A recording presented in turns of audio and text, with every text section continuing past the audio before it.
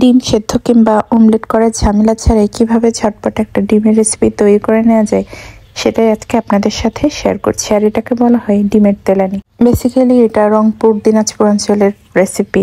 আর এই রেসিপিটা করার জন্য একটা ছড়ানো প্যান নিতে হবে। তারপর এর মধ্যে সরিষার তেলও দিতে পারেন, আবার সয়াবিন তেলও দিতে পারেন। তারপর একটা পেঁয়াজ একেবারে মিহি করে কুচি করে নিতে হবে। তারপর পেঁয়াজটা একটু নেড়ে নরম করে নিতে হবে, আর চুলাটা মিডিয়াম হিটে রাখতে হবে। তারপর গুঁড়া মশলাগুলো একটু পেস্ট করে নিচ্ছি আমি। এখানে আছে ধনিয়া গুঁড়া, জিরা গুঁড়া, হলুদের গুঁড়া, স্বাদ মতো লবণ এবং মরিচের গুঁড়া। সরাসরি যোগ করতে পারেন, তবে আমার কাছে মনে হয় যে পেস্ট করে দিলে টেস্টটা ভালো আসে। তো এই কারণেই সবগুলো গুঁড়া মশলা আমি একটু পেস্ট করে নিচ্ছি। আর তারপর আমি এর মধ্যে একটা তেজপাতা, দারুচিনি এবং এলাচ দিয়ে দিচ্ছি। আর এলাচটা অবশ্যই ফাটিয়ে দিবেন, নয়তো তেলের মধ্যে দিলে ফুটে উঠবে। তো হালকা করে এটা ভেজে নিব। তারপর আমি যে গুঁড়া মশলার পেস্টটা করে রেখেছিলাম সেটা এর মধ্যে দিয়ে দিচ্ছি। আর পেঁয়াজটা খুব বেশি ভাজা যাবে না, বেরেস্তার মতো করা যাবে না, একটু নরম করে নিলেই হবে।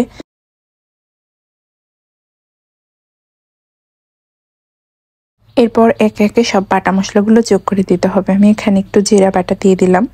এরপর এর মধ্যে যোগ করছি একটু রসুন বাটা, আদা বাটা এবং পেঁয়াজের পেস্ট। এবার সবগুলো উপকরণ ভালো মতো মিশিয়ে নিতে হবে। আর ভালো মতো কষাবেন যাতে করে এর মধ্যে কাঁচা গন্ধটা আর না থাকে। আর আমি একটু পানি যোগ করে দিয়েছি। এবার এটাকে ভালো মতো মিশিয়ে নিচ্ছি। ততক্ষণ পর্যন্ত মেশাবো যতক্ষণ না তেলটা উপরে উঠে আসছে। আর এর মধ্যে থেকে গোটা যে মশলাগুলো ছিল আমি সেগুলো তুলে নিচ্ছি, কারণ খাওয়ার সময় এগুলো মুখে পড়লে একদমই ভালো লাগে না।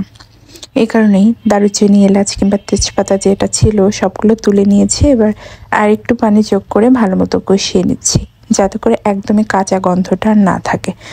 এ পর্যায়ে আমি আর একটু পানি যোগ করে দিয়েছি। আর কিন্তু আমি এর মধ্যে কোনো প্রকার পানি যোগ করব না। মশলাটা ভালো মতো কষিয়ে নিয়েছি। এটাকে একটু ভালো মতো ফুটিয়ে নেবার পর একে একে আমি ডিমগুলো এর মধ্যে যোগ করে দিব। যখন এটা এরকম ফুটে উঠবে তখনই এক একটা ডিম ভেঙে এর মধ্যে যোগ করে দেব। আর এই কারণে আমি কিন্তু প্রথমেই বলেছিলাম এই রেসিপিটা করার সময় অবশ্যই একটা ছড়ানো প্যান আপনাকে নিতে হবে। আর এই রান্নাটা করার সময় অবশ্যই একটু তেল ব্যবহার করতে হবে বেশি, কেন এটা ডিমের তেলানি বলে কথা। তো কিছু সময় ঢাকা দিয়ে রান্না করে নিয়েছি। আর নিচে যাতে লেগে না যায় এই কারণে একটু উল্টে পাল্টে দিচ্ছি। ঢাকনাটা খুলে একটু নেড়ে দিতে হবে যাতে করে নিচে লেগে না যায়। আর দেখুন আমার চারটা ডিমই কিন্তু একদম আলাদা হয়ে গেছে, আলাদা আলাদা হয়ে চাপ হয়ে গেছে। আর এই পর্যায়ে চুলার তাপটা কিন্তু একদম লো হিটে রাখতে হবে, নয়তো নিচে লেগে যাবে, খেতে ভালো লাগবে না।